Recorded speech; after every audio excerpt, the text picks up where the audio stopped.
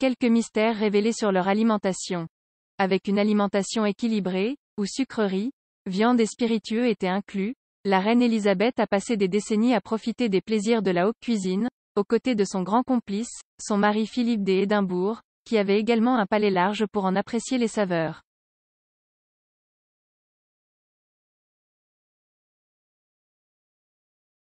Sa longévité était l'une des nombreux mystères et curiosités entourant le monarque britannique.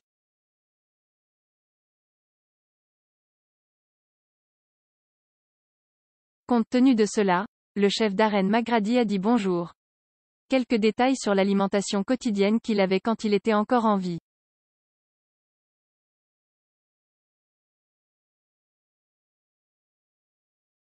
La première chose qu'il aurait, selon le chef, était une tasse de thé Earl Grey, avec un peu de lait et de sucre, accompagné de quelques biscuits.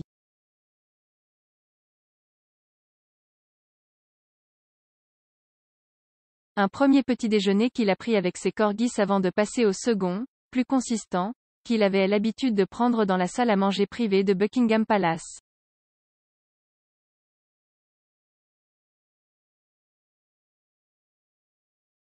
Elle était simple avec de la nourriture.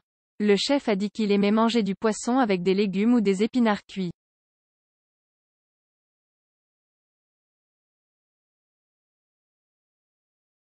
Parfois, il préférait aussi simplement manger des pâtes ou des pommes de terre. En revanche, pour la reine Élisabeth, le thé était sacré.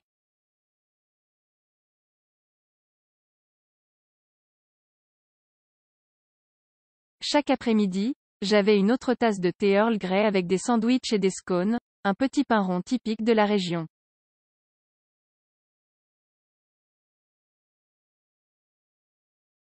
Elle a également adoré le gâteau aux biscuits aux pépites de chocolat et le gâteau au pain d'épices.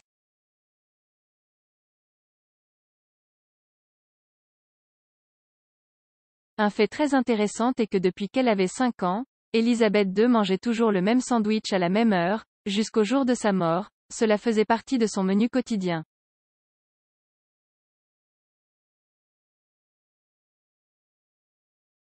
Appelé jam pennies, il était fait avec du pain de mie, du beurre non salé et de la confiture de fraises.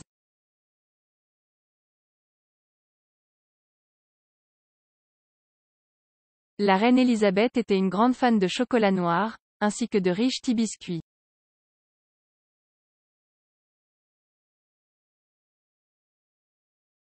Ce dessert est accompagné du thé traditionnel de 5 heures. McGrady a mentionné que cette recette ne nécessite même pas de cuisson au four, mais son temps froid est essentiel.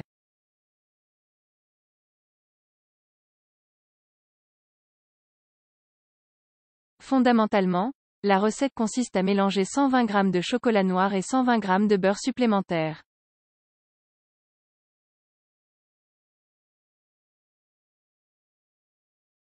Ajoutez un œuf entier et 240 g de biscuits Richti.